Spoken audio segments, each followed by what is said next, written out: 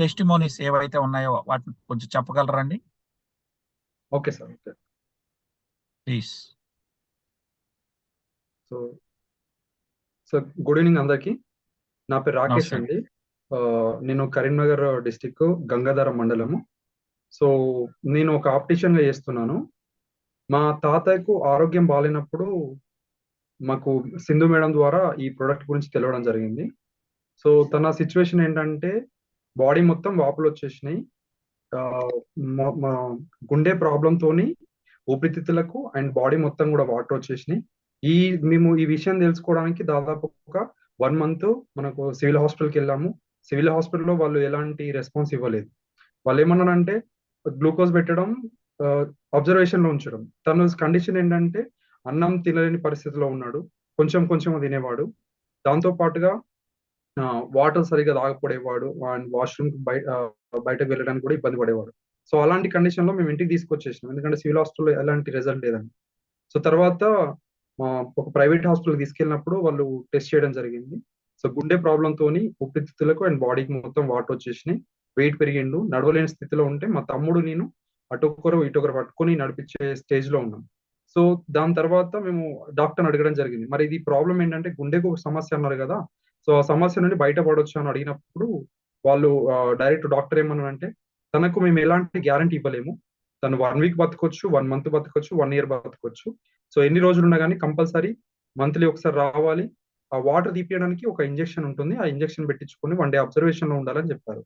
So మేము ఆయన normal చూసుకోవడానికి ఎవరు లేరు, ఎందుకంటే తనకు ఎవరు భార్య పిల్లలు ఎవరు లేరు, మేమే చూసుకుంటున్నాం కాబట్టి మేము రాలేము. అట్లా ఏమైనా టాబ్లెట్స్ ఉంటే ఇవ్వండి చూసుకుంటామని చెప్పేసి తీసుకురావడం జరిగింది. జస్ట్ మేము వచ్చిన తర్వాత 1 or 2 days లో మేడం ద్వారా ప్రొడక్ట్ తీసుకున్నాం. ఆ ప్రొడక్ట్ స్టార్ట్ చేయడం జరిగింది. విత్ ఇన్ 5 days లోపల తన స్కిన్ మొత్తం, యాక్చువల్లీ మేము ఒక ఇవ్వక ముందు ఎట్లా ఉండంటే బాడీ మొత్తం వాటర్ వచ్చేసి ఆ వాటర్ ఇట్లా చేతులు కాళ్ళు ఇట్లా ప్రెస్ చేసినప్పుడు వాటర్ కారేవి, అంత సివియర్ గా ఉండే పరిస్థితి. సో మేము ఇచ్చిన తర్వాత విత్ ఇన్ 5 days లోపల ఆ నీరు మొత్తం దిగిపోయి చర్మం అంతా లూజ్ వేలాడే అంత అయిపోయింది. తర్వాత 15 days లోపల దాదాపు 2 కిలోమీటర్లు నడిచాడు. యాక్చువల్ ఏంటంటే అంతకుముందు ప్రాబ్లం ఉన్నప్పుడు ఇంట్లో నుండి వాష్రూమ్కి వెళ్ళడానికే బాగా ఇబ్బంది పడ్డాడు.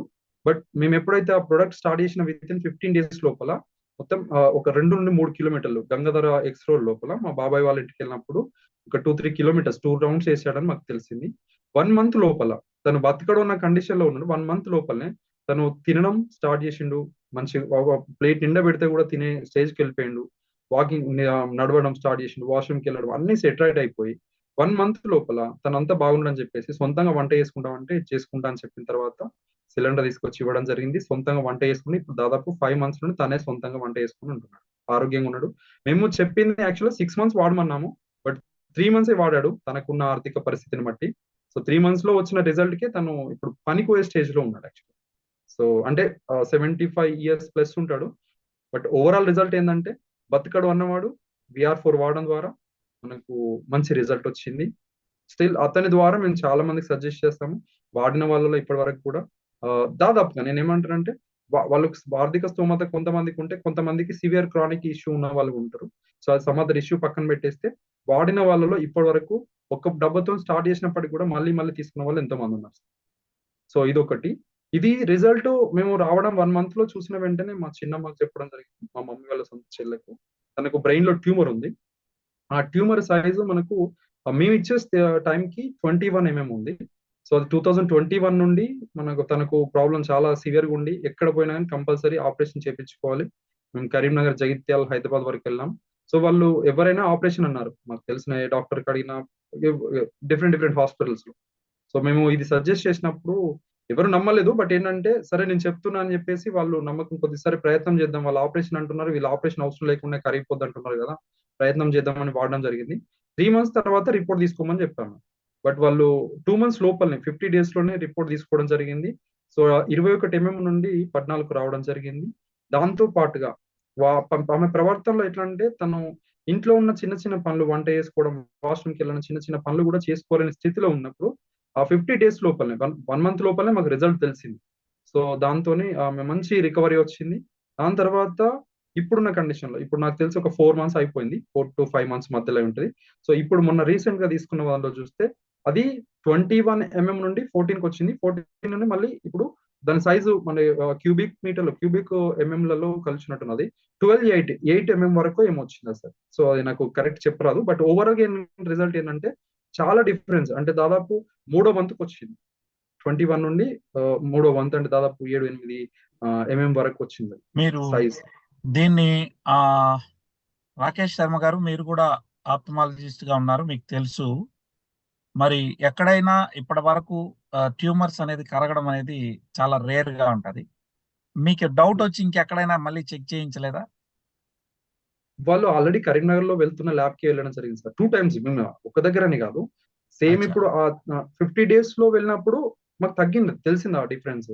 మళ్ళీ మొన్న రీసెంట్ లాస్ట్ 2-3 days బ్యాక్ వెళ్ళడం జరిగింది. So very 3 good. days back వెళ్ళినప్పుడు ఇంకా సైజ్ తగ్గింది. వాళ్ళు అప్పటికి సాటిస్ఫై అయ్యారు. ఫస్ట్ రిపోర్ట్ చూసుకున్నప్పుడే వాళ్ళు ఓకే తగ్గుతుందని చెప్పేసి నమ్మకం కుదిరింది. దాంతోనే సాటిస్ఫై అయ్యారు. Right afterwards. సార్. సో మేము కూడా ఇచ్చాము. కనీసం ఒక 100 మందికి పైగా బ్రెయిన్ లో ట్యూమర్స్ అనేది కరగడం అనేది మనం చూస్తున్నాం విత్ రిపోర్ట్స్ తో. Reports అయితే ఉన్నాయి. వచ్చినటువంటి వాళ్ళకి ఒక డౌట్ ఉంటది, అది ఎట్లా కరుగుతుంది అని. అందుకనే నేను అదే ప్రశ్న మరొకసారి నేను మిమ్మల్ని అడిగాను. సో థ్యాంక్ యూ అండి, మీరు పిలిచిన వెంటనే మీరు వచ్చి చెప్పినందుకు. మీరు ఇక మరిన్ని చాలా మందికి ఆరోగ్యం ఇచ్చే విధంగా మీ టెస్టిమోనీ ద్వారా ప్రజలకు మంచి జరగాలని మనస్ఫూర్తిగా కోరుకుంటున్నాను. Thank you so much for joining అండి.